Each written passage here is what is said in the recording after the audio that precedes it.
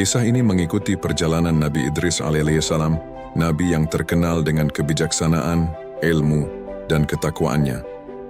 Dalam pencarian makna sejati kehidupan, Idris alaihissalam diberi izin oleh Allah Subhanahu wa Ta'ala untuk merasakan sakaratul maut dan mengalami perjalanan menakjubkan ke alam akhirat, melihat surga dan neraka dengan mata kepalanya sendiri. Dalam perjalanannya, ia menyaksikan kenyataan yang mengguncang hatinya, bahwa banyak orang yang terlihat baik di dunia justru disiksa di akhirat, dan sebaliknya. Plot twist muncul ketika Idris alaihissalam dihadapkan pada pilihan, tinggal di surga selamanya, atau kembali ke dunia untuk menyampaikan pesan kebenaran. Ia memilih kembali, bukan karena surga tidak indah, tapi karena cinta dan tanggung jawab terhadap umat manusia yang belum paham makna hidup yang sejati. Malam di tanah Bani Qabil terasa sunyi, hanya suara jangkrik dan desir angin yang menemani langit bertabur bintang. Di dalam sebuah gubuk sederhana yang dindingnya terbuat dari tanah liat, seorang ibu mengguncang pelan buayan anaknya. Bayi laki-laki, mungil itu tidak menangis seperti kebanyakan bayi lain. Matanya justru terbuka lebar, memandangi langit malam melalui celah atap. Aneh sekali anak ini, gumam sang ibu, tersenyum tipis. Belum bisa bicara, tapi pandangannya dalam sekali, seperti mengerti apa yang dilihat. Bayi itu adalah Idris. Sejak lahir ia memang berbeda. Ia jarang menangis, lebih sering diam seolah sedang merenung. Ketika anak-anak seusianya sibuk bermain lumpur atau mengejar ayam, Idris kecil justru duduk sendirian di bawah pohon besar, menatap awan yang berlalu pelan di atas kepalanya. Ia bisa menghabiskan waktu berjam-jam hanya untuk memperhatikan cahaya, mentari menembus dedaunan atau mendengarkan bunyi air mengalir. "Kenapa kamu tidak bermain dengan teman-temanmu, Idris?" tanya ayahnya suatu hari. "Aku penasaran, ayah," jawab Idris, polos namun serius. "Kenapa daun bisa jatuh ke tanah? Siapa yang menyuruhnya?" Sang ayah terdiam. Ia tidak tahu harus menjawab apa. Tahun demi tahun berlalu. Idris tumbuh menjadi remaja yang tinggi dan kurus, wajahnya tenang dan sorot matanya menyejukkan. Ia lebih suka duduk bersama orang-orang tua, mendengarkan cerita tentang para nabi terdahulu, terutama Nabi Syeds alaihissalam, nenek moyangnya yang dikenal sebagai anak Nabi Adam alaihissalam yang paling taat. Namun satu hal yang membuat Idris benar-benar menonjol dari teman sebayanya adalah rasa hausnya akan ilmu. Ia ingin tahu segalanya, tentang bintang-bintang, tentang hujan, tentang manusia, bahkan tentang malaikat. Ia menulis dengan batu di atas tanah, mencatat apapun yang ia pelajari. Sampai suatu hari, saat tengah malam, ketika semua orang terlelap, Idris bangun dan berdoa di bawah sinar bulan. "Ya Allah, Tuhanku yang menciptakan langit dan bumi, ajarilah aku, tunjukkan kepadaku jalanmu. Aku ingin mengenalmu lebih dalam, lebih dari yang bisa dijelaskan oleh kata-kata manusia." Tangannya gemetar, matanya berkaca-kaca. Dan malam itu tanpa suara, tanpa cahaya, sebuah getaran lembut menyentuh hatinya. Ia tidak tahu pasti, tapi sejak malam itu ia merasa berbeda. Lebih tenang, lebih yakin, lebih terhubung dengan sesuatu yang jauh lebih besar dari dirinya. Kaum Bani Qabil saat itu sedang kacau. Mereka mulai melupakan ajaran Nabi Adam. Kemaksiatan dan kesombongan merajalela. Mereka mencintai dunia, membanggakan harta, dan memperolok orang-orang yang masih berpegang pada tauhid. Di tengah kekacauan itu Idris tumbuh seperti oase di padang gersang. Ia mulai mengasingkan diri ke bukit untuk merenung, dan di sanalah ia bertemu dengan seorang lelaki tua bijak yang kelak akan menjadi gurunya, seorang alim dari keturunan Nabi. Syeds. Lelaki itu tidak banyak bicara, tapi mengajarkan makna kesabaran dan keikhlasan dengan cara hidup yang sederhana. "Ilmu bukan sekadar banyaknya hafalan, Idris," kata sang guru. "Ilmu adalah cahaya, dan cahaya itu hanya turun ke hati yang bersih dan tunduk." Kalimat itu menancap di dada Idris seperti ukiran di batu. Waktu berlalu cepat. Malaikat-malaikat di langit mulai memperhatikan pemuda ini. Mereka mencatat amalnya, doa-doanya, dan kerendahan hatinya. Bahkan malaikat Israel, yang biasanya datang hanya saat ajal menjemput, sesekali memandang Idris dari kejauhan. "Lihatlah manusia itu," bisik malaikat Jibril kepada para malaikat lainnya. "Ia bukan nabi, tapi doanya menembus langit ketujuh. Bagaimana? Bisa? Tanya yang lain. Karena ia mencintai kebenaran bahkan sebelum tahu apa itu wahyu. Suatu hari Idris duduk di tepi sungai, melihat aliran air yang jernih. Seekor ikan kecil berenang melawan arus. Ia tersenyum, lalu bergumam, "Kadang, kebenaran seperti ikan kecil, harus berani melawan arus untuk bertahan hidup." Ia tidak tahu bahwa tak lama lagi, arus besar kehidupan akan menyeretnya pada perjalanan yang jauh melampaui batas dunia. Perjalanan yang akan mengubahnya dan seluruh umat manusia selamanya. Tapi itu nanti. Untuk sekarang Idris masih duduk di tepi sungai seorang diri ditemani angin yang berbisik pelan. Langit pagi di desa Bani Qabil tampak cerah, tapi di hati Idris awan keraguan mulai menggumpal. Usianya telah melewati 40, dan dalam setiap langkahnya ia merasa seperti dibimbing oleh sesuatu yang tak terlihat. Ia masih menjahit pakaian untuk penduduk, masih mengajarkan ilmu dasar kepada anak-anak, namun hatinya tak lagi tenang. Suatu malam Idris kembali duduk di tempat kesukaannya, sebuah bukit sunyi yang menghadap langit terbuka. Ia bersujud lama, sangat lama, doanya lirih tapi menusuk langit. "Wahai Rabbku, aku merasa Engkau sedang memanggilku, tapi aku tak tahu kemana harus melangkah." Dalam keheningan itu, angin seakan berhenti, udara menjadi berat, dan tiba-tiba cahaya lembut turun dari langit. Seorang makhluk bercahaya dengan wajah tenang berdiri di hadapannya, Malaikat Jibril. "Wahai Idris, Allah memilihmu sebagai nabinya," ucap Jibril. Suaranya seperti riak air yang menenangkan jiwa. Idris tercekat, bibirnya gemetar. "Aku tidak pantas." "Kau telah dipersiapkan sejak lama," lanjut Jibril. "Tugasmu adalah mengajak kaummu kembali kepada Allah, mengajarkan mereka tentang tauhid, ilmu, amal, dan kesabaran." Dan sejak malam itu, Idris bukan lagi hanya penjahit atau guru desa. Ia menjadi utusan Allah. Idris memulai dakwahnya dengan lembut. Ia tidak langsung mengutuk, tidak mengangkat suara. Ia mengetuk pintu satu persatu, mengajak bicara dari hati ke hati. Kepada para pemburu ia berbicara tentang keadilan. Kepada para wanita ia menyampaikan tentang kehormatan. Kepada para tua ia mengingatkan kematian. Namun sebagaimana semua nabi, penolakan adalah santapan awal. "Siapa kamu Idris? Hanya karena bisa membaca dan menulis, kau kira bisa mengajari kami?" Teriak seorang kepala suku. "Ilmu apa yang kau bawa? Ini bukan dari nenek moyang kami." Orang-orang mulai menjauhinya. Bahkan sebagian tetangganya dulu mulai mencemooh. Anak-anak dilarang bermain dengannya. Baju jahitannya tidak lagi laku, tapi Idris tetap sabar. Setiap malam, ia kembali ke bukitnya, mengadu kepada Allah. Tangisnya tidak untuk dihormati, tapi untuk meminta kekuatan, namun bukan semua orang menolak.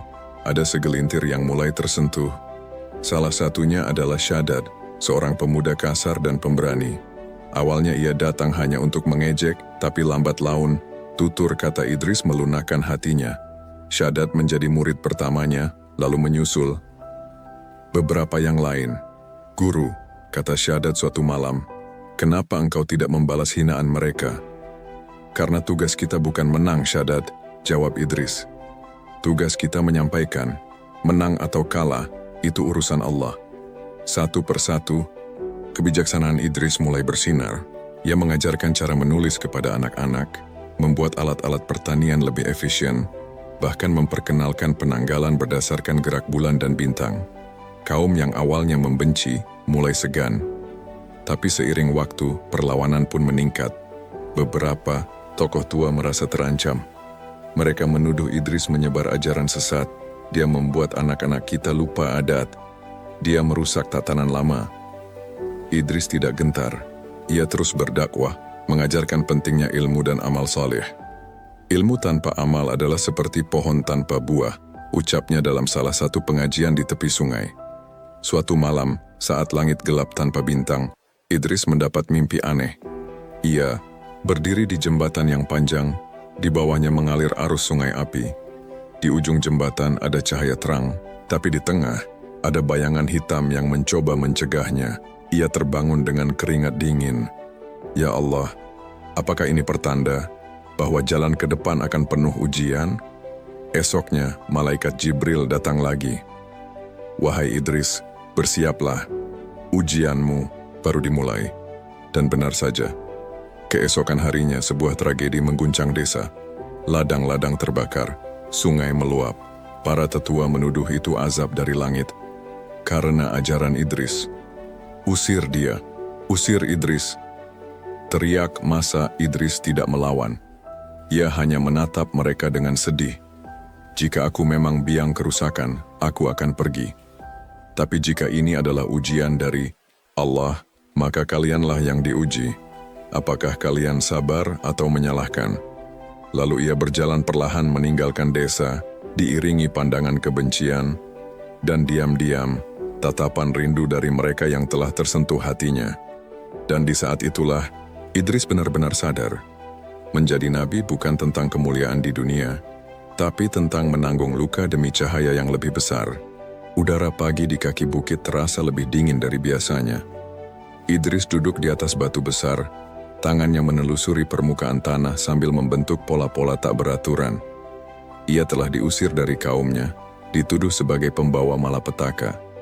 Tapi, dalam hatinya tidak ada dendam, hanya hening, dan keyakinan yang semakin dalam. Malam sebelumnya, ia kembali bermimpi. Tapi kali ini berbeda. Ia melihat lautan tinta, dan di atasnya melayang pena-pena cahaya yang menulis sesuatu yang tidak bisa dibaca manusia. Ilmu Allah itu tak terbatas, suara dalam mimpi itu berbisik, dan engkau akan menjadi penghubung bagi sebagian kecil darinya. Pagi itu malaikat Jibril datang lagi. Wahai Idris, ujarnya lembut. Allah mengizinkanmu untuk mempelajari berbagai cabang ilmu yang belum pernah diajarkan pada manusia sebelumnya.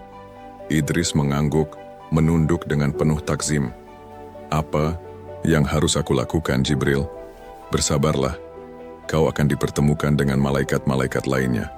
Mereka akan menjadi guru-gurumu. Tak lama, muncullah malaikat Mikail. Sosoknya kuat, wajahnya meneduhkan, dan dari tangannya mengalir cahaya seperti embun. Mikail mengajarkan Idris tentang bumi, cara bercocok tanam, memahami musim dan rahasia penyembuhan dari tumbuh-tumbuhan. Lalu datang pula malaikat Israfil, membawa suara langit. Dari dialah Idris belajar memahami getaran alam, membaca tanda-tanda, waktu, bahkan mengenal ilmu perbintangan.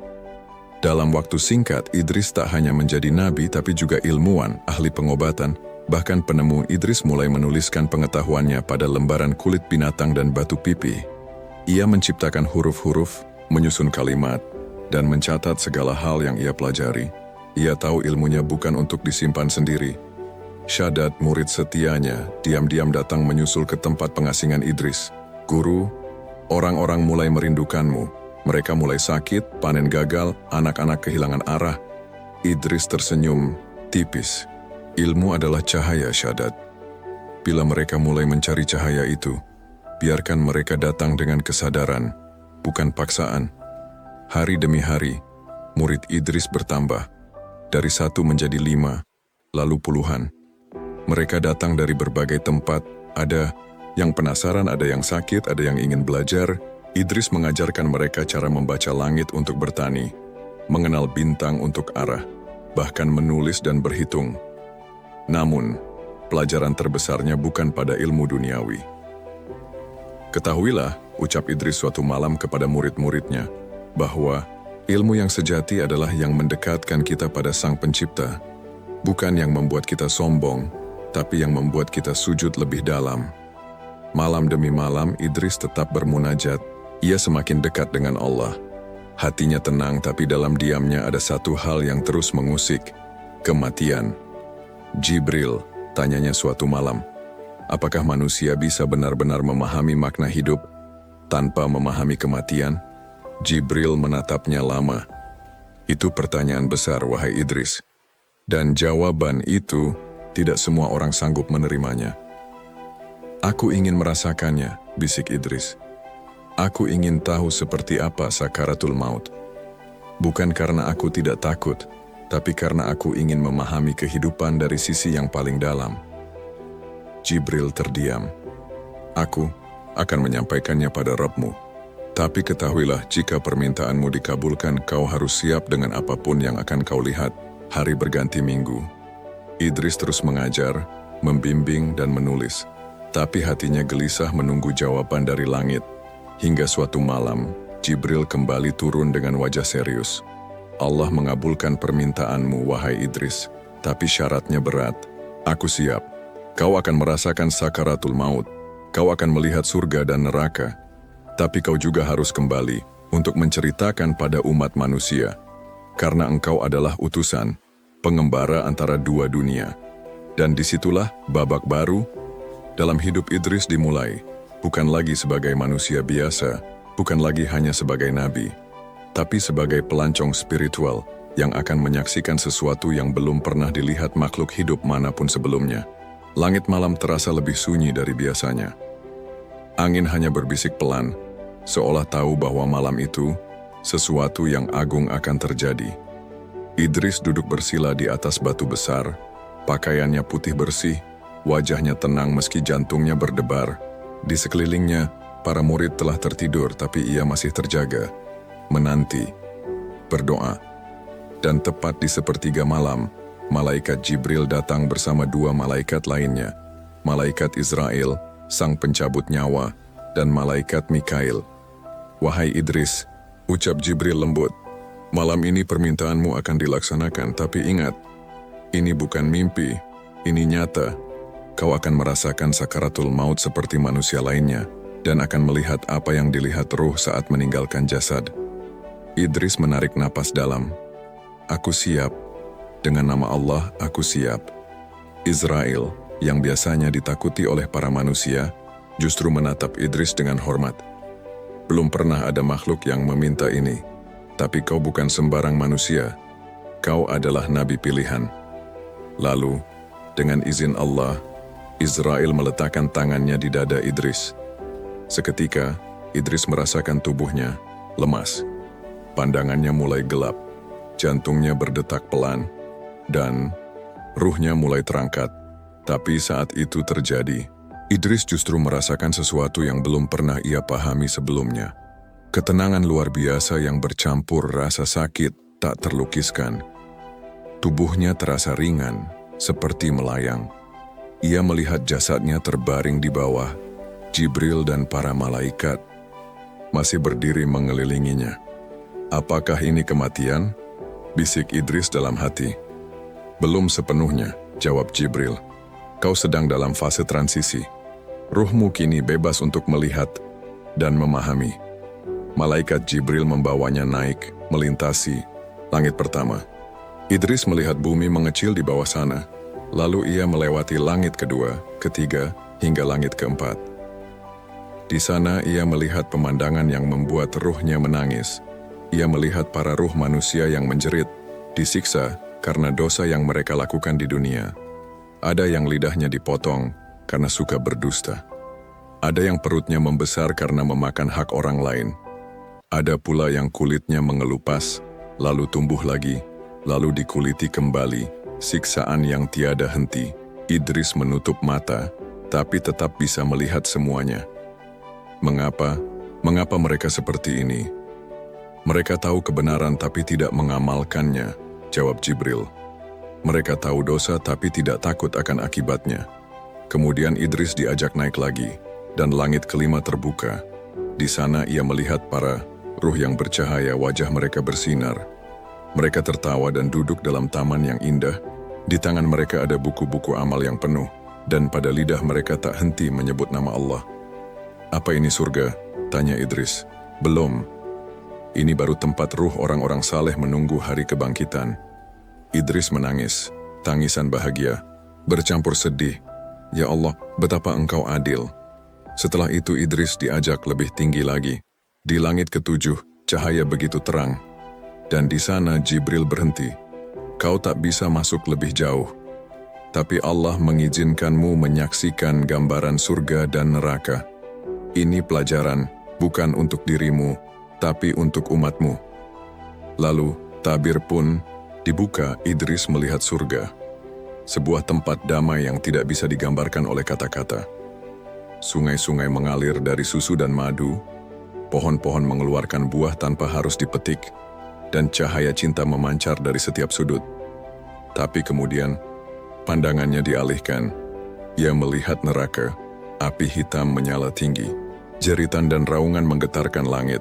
Setiap siksaan dibalas dengan siksa yang lebih dalam. Dan yang paling menyedihkan, Idris melihat banyak ruh menangis bukan karena sakit, tapi karena penyesalan yang datang terlambat. Saat itu Idris berseru, "Wahai Rabbku, kembalikan aku. Izinkan aku memperingatkan umat manusia. Mereka harus tahu, mereka harus sadar sebelum terlambat." Maka Allah pun mengizinkan Idris kembali ke dunia. Ruhnya kembali ke tubuhnya dengan satu hembusan lembut dari Jibril. Idris terbangun dengan napas terengah. Keringat dingin membasahi tubuhnya. Di sekelilingnya, para murid masih tertidur. Ia menatap langit. Air matanya mengalir. Apa yang kulihat tidak akan bisa dijelaskan dengan kata-kata, tapi aku harus mencobanya. Keesokan harinya, Idris mengumpulkan para murid dan mulai bercerita. Suaranya tenang, namun setiap kalimatnya membuat pendengarnya menggigil. Ia tidak hanya menyampaikan tentang ilmu dunia. Kini, ia menyampaikan pengalaman rohani tentang apa yang menanti setelah kematian. Dan sejak saat itu, pesan dakwahnya berubah. Lebih dalam, lebih menusuk. Ia tak lagi sekadar mengajarkan cara hidup, tapi juga cara mati dengan tenang. Sejak malam itu, Idris tidak lagi sama. Wajahnya masih tenang, suaranya masih lembut, tapi sorot matanya menyimpan sesuatu yang dalam. Seperti seseorang yang telah melihat ujung waktu dan kembali membawa pesan untuk mereka yang belum siap. Para murid yang tadinya hanya datang untuk belajar pertanian dan pengobatan, kini duduk bersimpuh lebih lama. Mereka menunduk saat Idris berbicara, bukan karena takut, tapi karena kata-katanya seperti mengguncang jiwa. "Wahai murid-muridku," ucap Idris suatu pagi, "ilmu itu bukan hanya untuk memperpanjang hidup, tapi juga untuk memperdalam makna hidup. Kalian harus bersiap untuk mati setiap hari, agar saat benar-benar tiba waktunya, kalian tidak gentar." Sejak saat itu, Idris mulai menulis. Ia mengambil kulit binatang yang telah disamak, batu pipih, bahkan daun-daun lebar dari pohon yang keras. Ia menciptakan bentuk huruf, menyusun kata, merangkai kalimat. Ia menulis bukan hanya tentang ilmu dunia, tapi juga tentang pengalaman ruhani yang tak semua orang bisa alami. Tulisan-tulisan Idris menjadi kitab pertama umat manusia. Ini bukan firman Allah seperti Taurat atau Zabur, jelasnya kepada murid-murid, tapi ini adalah catatan pelajaran, agar setelah aku tiada cahaya tetap hidup. Idris menuliskan tentang keadilan dan belas kasih Allah, bahaya kesombongan dan kelalaian, sifat kematian yang pasti datang meski manusia menyangkalnya, keindahan surga bagi mereka yang sabar, siksaan neraka bagi mereka yang lalai. Tulisan itu tersebar ke berbagai penjuru. Kaum yang dulu mengusirnya kini datang diam-diam untuk membaca.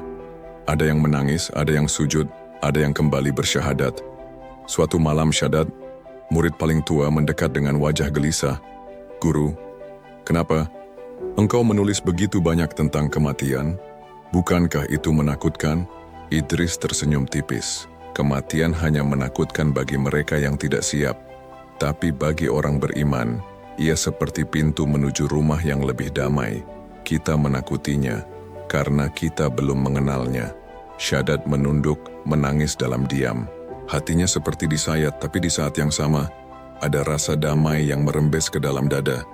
Hari demi hari, Idris makin menyendiri. Ia kerap naik ke gunung, berlama-lama di gua untuk bermunajat.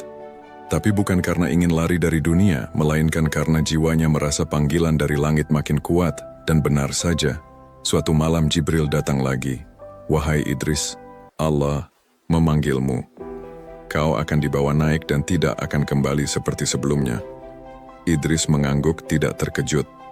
"Aku telah merasakan sakaratul maut, melihat surga dan neraka. Apalagi yang lebih layak dari itu selain bertemu sang pemilik segala? Apakah kau siap meninggalkan dunia, murid-muridmu, tulisan-tulisanmu?" Idris tersenyum. "Aku tidak meninggalkan apapun. Aku hanya kembali ke asal. Dan apa yang kutinggalkan, semoga menjadi cahaya bagi yang mencarinya. Malam itu Idris berpamitan pada para muridnya. Ia tidak mengucap selamat tinggal.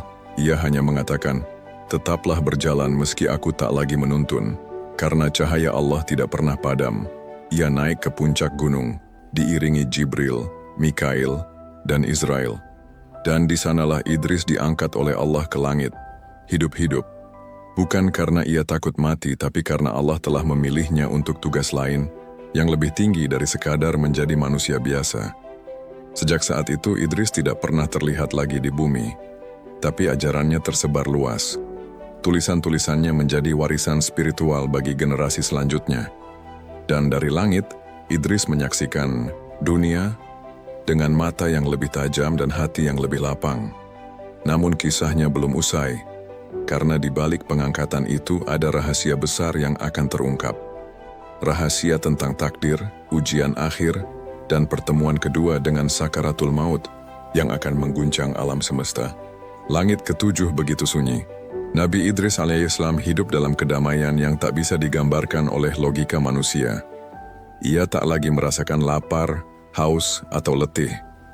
Waktu di sana bukan seperti waktu di bumi. Hari tak berganti, usia tak bertambah, dan segalanya terasa kekal. Namun di tengah keabadian itu, suara panggilan dari langit Arasy menggema. Idris, wahai hambaku yang terpilih, waktunya tiba. Idris terdiam.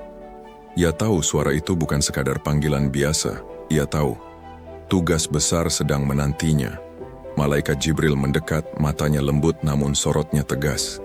Idris, Allah memintamu, kembali. Idris mengangguk pelan. Kembali ke dunia? Tidak hanya itu. Kau akan melewati batas akhir ruh. Sebuah tempat yang belum pernah dimasuki siapapun dengan tubuh utuh. Apakah itu barzakh? Jibril mengangguk. Tempat penantian ruh. Tapi kali ini bukan untuk menyaksikan, kau akan masuk untuk menyampaikan pesan terakhir pada ruh-ruh yang tersesat. Ini sakaratul maut yang kedua. Bukan sebagai manusia yang hendak mati, tapi sebagai utusan di antara dua dunia. Perjalanan pun dimulai. Idris dibawa melintasi lapisan, langit turun melewati tempat-tempat yang pernah ia kunjungi. Tapi kini semuanya berbeda. Ada suasana berat di udara, ada bisikan-bisikan halus yang memanggil. Saat sampai di gerbang barzakh, malaikat Mungkar dan Nakir berdiri menyambut. Kau datang atas izin Rabbmu, ucap mereka serempak. Masuklah dan sampaikan risalahmu. Idris melangkah masuk. Di dalam barzakh, ia melihat ruh-ruh yang terombang-ambing. Ada yang menjerit minta ampun, ada yang menggenggam amalnya seperti memeluk cahaya, dan ada pula yang mengutuk dirinya sendiri dalam keputusasaan. Tapi satu hal yang membuat hati Idris terguncang. Ia melihat ruh orang-orang beriman yang bimbang. Mereka bukan orang jahat. Mereka adalah umat yang salat, puasa, dan berbuat baik. Tapi wajah mereka kelam. Siapa mereka? Tanya Idris pada Mungkar dan Nakir. Mereka adalah orang-orang yang beramal, tapi hatinya tidak yakin. Mereka taat, tapi hanya karena takut, bukan cinta. Mereka menyembah Allah, tapi dengan ragu. Idris berlutut. Air matanya mengalir. Ya, Rabb, diberikan aku izin untuk berbicara pada mereka. Maka Allah pun mengizinkan. Dan untuk pertama kalinya, seorang nabi berbicara di dunia barzakh. Wahai ruh-ruh yang bimbang, kalian tidak ditolak karena dosa, tapi karena keraguan yang tidak disembuhkan. Iman itu bukan sekadar amal, tapi juga keyakinan penuh pada janji Allah. Ruh-ruh itu menangis dan dari tubuh ruhani mereka keluar kilatan cahaya. Sebagian mulai tenang, sebagian mulai tersenyum, dan sebagian masih tetap gelisah. Di tengah barzakh, Idris tiba-tiba mendengar suara jeritan yang sangat familiar. Suara yang dulu pernah ia dengar ketika masih di bumi. Ia berlari mengikuti suara itu. Dan alangkah terkejutnya, ia melihat Shaddad, murid tercintanya. Shaddad tergeletak di lembah kelam, wajahnya penuh luka, dan tubuh ruhnya seperti terbakar. Shaddad, Apa yang terjadi? Bukankah kau muridku yang paling setia? Shaddad menatapnya dengan mata yang basah. Aku menyampaikan ilmumu, tapi aku bangga dengan diriku sendiri. Aku merasa lebih mulia dari mereka yang belum tahu. Aku merendahkan orang-orang bodoh. Aku sombong dalam berdakwah. Idris terdiam. Hatinya hancur. Ia memeluk ruh Shaddad, meski tubuh mereka tak benar-benar bisa bersentuhan. Ya Allah, ampuni dia. Ia telah terjatuh, tapi ia menangis dengan tulus. Malaikat datang, sebuah cahaya menyelimuti ruh Shaddad. Dan seketika, derita itu lenyap. Shaddad tersenyum, lalu menghilang perlahan ke arah cahaya. Idris menangis lagi. Tapi kali ini, karena haru, karena ia melihat sendiri bahwa taubat diterima, bahkan di tempat penantian. Selesai tugasnya, Idris dipanggil kembali. Tapi saat hendak kembali, ia mendengar suara terakhir dari barzakh. Terima kasih Idris, engkau membawa harapan ke tempat yang telah lama sunyi. Sesampainya kembali di langit ketujuh, tubuh Idris lemas. Ia seperti kehilangan kekuatan. Tapi bukan karena lelah, melainkan karena hatinya berat menanggung apa yang telah ia saksikan. Jibril menyambutnya dengan penuh kasih. Idris, kau telah melampaui batas yang tak pernah dicapai manusia. Apa yang kau bawa dari sana? Idris menjawab dengan suara lirih, namun dalam aku membawa pesan bahwa amal tanpa keyakinan adalah tubuh tanpa ruh, dan taubat adalah cahaya terakhir bagi yang hampir padam. Dan sejak saat itu, Idris tidak lagi hanya menjadi nabi, ia menjadi saksi antara dunia dan akhirat. Angin bumi bertiup kencang. Bukan angin biasa. Ada getaran gaib di balik setiap hembusannya. Langit menghitam, bukan karena awan, tapi karena tirai antara langit dan bumi mulai retak. Dan di sanalah, di tengah kekacauan itu, Nabi Idris alaihissalam diturunkan kembali ke bumi. Tubuhnya tetap bercahaya, namun ada kelelahan spiritual dalam matanya.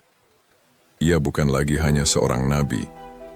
Ia adalah saksi langsung alam akhirat, pembawa pesan dari sisi Allah yang tak tertembus logika dunia. Di bumi, manusia telah berubah. Zaman ini bukan zaman Idris dahulu. Generasi terakhir, begitu mereka menyebut diri sendiri. Penuh teknologi, tapi miskin makna. Penuh ilmu, tapi lemah iman. Gemerlap dunia mengalahkan gema adzan. Nabi Idris melangkah perlahan di sebuah padang, gersang. Di hadapannya berdiri sekelompok manusia yang tersesat arah namun haus akan makna.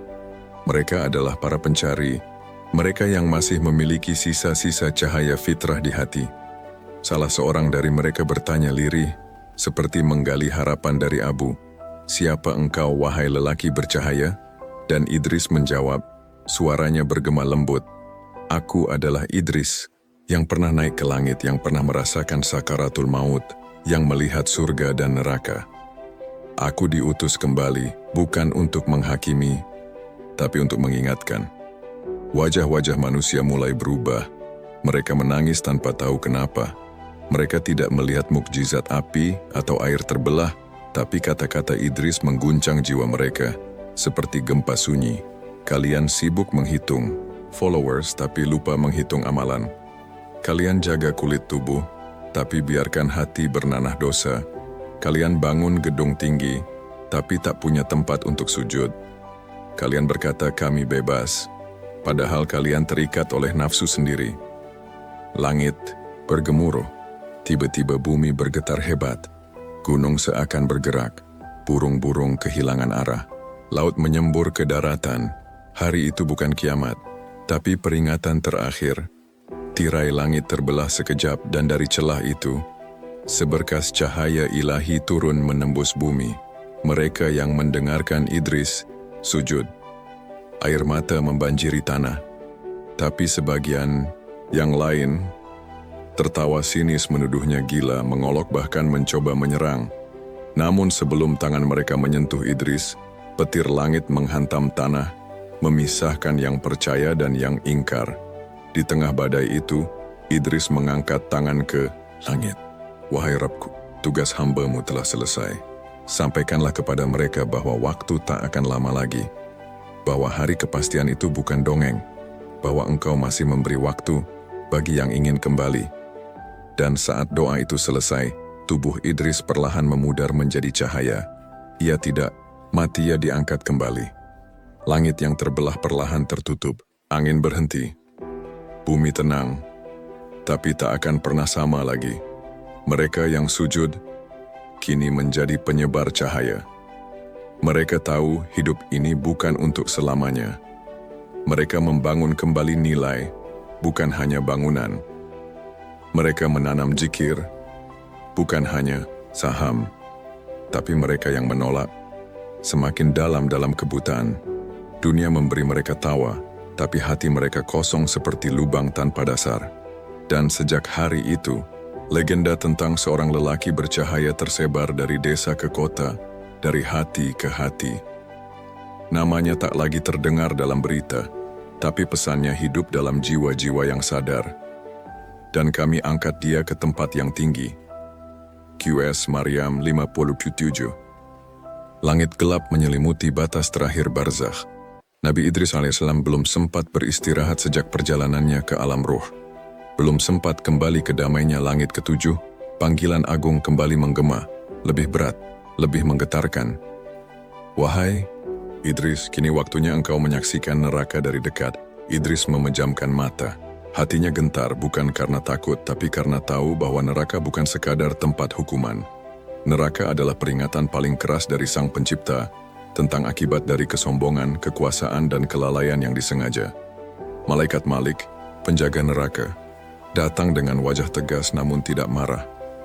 Wahai Idris, atas izin Rabbamu, engkau diizinkan melihat dan berbicara dengan mereka yang telah dihukum karena kezaliman dan kesombongan. Tapi neraka itu bukan api, ia seperti jurang tanpa dasar, penuh jeritan dan kabut hitam yang menyesakan. Bau dosa menggantung di udara, dan suara tangisan bercampur tawa sinis mengiris jiwa. Idris dibawa ke suatu ruangan, sebuah lorong antara neraka dan kehampaan. Di sana, duduklah 3 roh agung yang selama hidupnya dikenal sebagai raja, pemimpin, dan ulama besar. Tapi, wajah mereka sekarang penuh luka, tidak karena disiksa, tapi karena penyesalan yang tiada ujung. Yang pertama berbicara adalah sang raja. Wajahnya dulu tampan dan mulia, kini hanya bayangan-bayang kekuasaan yang hancur. Wahai Idris, aku dulu dicintai rakyatku. Aku beri mereka makan, lindungi dari musuh, bangun istana-istana. Tapi aku menunda salat. Aku lebih takut kehilangan tahta daripada kehilangan ridhanya. Air mata mengalir tapi tak bisa menghapus panasnya penyesalan. Apakah menurutmu aku pantas mendapat ampunan, wahai Nabi? Idris memandangnya dalam. Tahta bukan dosa, tapi jika kau mengutamakan pujian manusia daripada sujud pada Tuhanmu, maka kau telah membakar jiwamu perlahan. Namun, jika penyesalanmu tulus, Allah lebih luas dari murkanya. Lalu bicara sang pemimpin. Wajahnya keras, penuh bekas perang, seorang jenderal besar di zamannya. Aku melindungi negeriku, aku berjihad, tapi aku juga membantai mereka yang berbeda pandangan. Aku anggap diriku wakil Tuhan padahal aku hanya manusia. Idris mengangguk. Kau menjadikan jihad sebagai tameng kekuasaan. Tapi Allah melihat niat yang tersembunyi. Adakah hari ini kau masih membanggakan keberanianmu? Pemimpin itu menangis. Tidak. Kini aku bahkan tak sanggup menatap diri sendiri. Yang terakhir, sang ulama besar, ia paling hancur. Pakaiannya seperti sobekan ayat yang tak lagi suci. Suaranya lirih. Aku mengajarkan ayat demi ayat. Ribuan orang hafal Quran karena lisanku. Tapi aku suka dipuji. Aku senang saat disebut wali. Aku takut kehilangan jamaah lebih dari takut kehilangan hidayah. Idris menunduk. Ilmumu mulia, tapi jika hatimu penuh cinta pada pujian, maka kau telah menyembah suara manusia, bukan kalam Allah. Ketiganya diam, lalu serempak bertanya, wahai Idris, apakah pintunya tertutup bagi kami? Idris memandang mereka dengan air mata berlinang. Ia ingin menjawab, Tapi suara itu datang langsung dari langit. Sesungguhnya, aku tidak menutup pintuku bagi siapapun yang mengetuknya dengan tulus. Tapi banyak yang hanya mengetuk tanpa ingin masuk. Ketiga ruh itu gemetar. Mereka sujud, meski tak tahu apakah waktu mereka masih ada. Tapi Idris tahu bahwa pengampunan Allah tidak akan pernah bisa ditebak oleh logika manusia. Saat Idris hendak pergi, satu suara kecil terdengar dari sisi lorong neraka. Seorang pemuda, tak dikenal, tak terkenal. Wajahnya penuh luka, tapi matanya bersinar terang. Wahai Idris, aku hanyalah pencuri, tapi aku mati dengan menyebut namanya. Tidak, ada yang tahu aku pernah bersujud, kecuali dia. Idris tersenyum lirih. Dan itu mungkin sudah cukup untuk menyelamatkanmu. Perjalanan di neraka mengakhiri satu bagian penting dari tugas Idris. Ia tidak diutus untuk menilai, ia tidak diutus untuk menghakimi, tapi untuk menyampaikan bahwa Allah tidak menciptakan api tanpa menciptakan juga jalan keluar dari sana. Ketika Idris kembali ke langit, tubuhnya gemetar, tapi wajahnya damai. Jibril menyambutnya dengan pelukan malaikat. Wahai Idris, kau telah menyampaikan risalah dari titik terdalam. Kini bersiaplah, karena tugas terakhirmu bukan di langit, bukan di barzakh, bukan pula di neraka. Idris menatapnya. Lalu, di mana? Jibril menjawab dengan suara berat. Di bumi, tempat semua dimulai dan akan berakhir. Waktu telah berlalu sejak cahaya Nabi Idris alaihissalam kembali ke langit. Namun gema langkahnya masih membekas di bumi, seperti jejak halus di pasir yang terus dicium angin, menyimpan pesan bagi yang ingin memahami. Di satu desa yang sunyi, seorang anak, laki-laki bernama Yasir menemukan sebuah lembaran tua di balik batu besar. Saat ia sedang menggembala kambing, kertas itu tampak rapuh, namun tulisannya memancarkan sinar samar. Ia tak bisa membaca, tapi hatinya merasa ini bukan tulisan biasa. Ayahnya, seorang guru ngaji tua, terdiam saat melihat tulisan itu. Ini bukan tulisan manusia biasa, nak. Ini bahasa langit, dan hanya orang-orang yang jiwanya jernih yang bisa memahaminya. Malam itu, di bawah cahaya bulan separuh, sang ayah duduk termenung, membaca lembaran itu perlahan-lahan, seperti sedang berdialog dengan masa lalu. Dan inilah isinya, yang kemudian dikenal sebagai wasiat langit dari Nabi Idris. Wasiat. Langit, wahai anak-anak Adam, jika kau ingin hidup selamat, maka tanamlah 5 perkara dalam hatimu. Takut yang menghidupkan hati, bukan yang mematikan harapan. Ilmu yang merendahkan diri, bukan yang meninggikan ego. Harta yang di tangan, bukan di hati. Syalat yang menjadi rumah, bukan beban. Zikir yang lebih manis dari dunia. Wahai anak Adam, jangan bangga dengan umurmu jika sehari saja kau lalui tanpa menyebut namanya. Jangan bangga dengan kekayaanmu jika tanganmu pelit pada fakir. Jangan bangga dengan ketenaranmu jika tak dikenal oleh para malaikat. Karena pada hari nanti yang akan kau dengar bukan tepuk tangan tapi hisab. Sang ayah menangis. Ini bukan sekadar pesan. Ini peringatan terakhir bagi manusia. Ini warisan Idris yang terabaikan. Kabar menyebar entah bagaimana, berita tentang lembaran itu menyebar. Seorang pemuda dari kota, seorang dosen, mendengar kabar itu lalu datang menemui sang ayah. Ia memotret lembaran itu, menyalin pesan-pesannya, dan membagikannya ke internet. Tanpa diduga, tulisan itu menjadi viral. Namun yang mengejutkan, setiap orang yang membacanya dengan niat tulus merasakan sesuatu yang aneh. Dada mereka terasa hangat, mata mereka berkaca-kaca, hati mereka seperti ditarik dari gelap menuju cahaya. Beberapa bahkan mengaku bermimpi bertemu seorang lelaki berjubah putih dengan sorot mata dalam namun penuh kasih. Namun seperti biasa, tidak semua orang percaya. Seorang pengusaha besar, pemilik media raksasa, mencoba memalsukan lembaran itu demi konten. Ia menyewa ahli spiritual palsu untuk membuat versi yang sensasional dan viral. Namun anehnya, setiap kali ia mencetak ulang salinan wasiat palsu itu, kertasnya kosong. Bahkan printer di kantornya rusak tanpa sebab. Akhirnya ia berhenti dan Malam itu ia bermimpi. Dalam tidurnya ia melihat seorang lelaki tua yang berkata, "Jangan kau mainkan kalam langit, karena tintanya bukan untuk dijual." Kembali ke akar wasiat Idris alaihissalam akhirnya tersebar ke pelosok-pelosok. Bukan lewat media besar, tapi dari mulut ke mulut, dari hati ke hati. Di tempat-tempat sunyi, pesan itu lebih didengar dibanding di panggung besar. Orang-orang mulai kembali ke mushola kecil yang dulu mereka tinggalkan.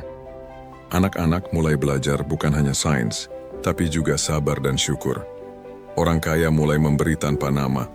Orang miskin mulai tersenyum karena merasa dekat dengan Tuhan, bukan malu dengan keadaannya. Dunia tidak berubah total, tapi sesuatu telah bergetar dalam diam. Hati-hati mulai sadar, jiwa-jiwa mulai terjaga. Di langit para malaikat tersenyum, dan di antara mereka, Idris melihat ke bumi dengan damai.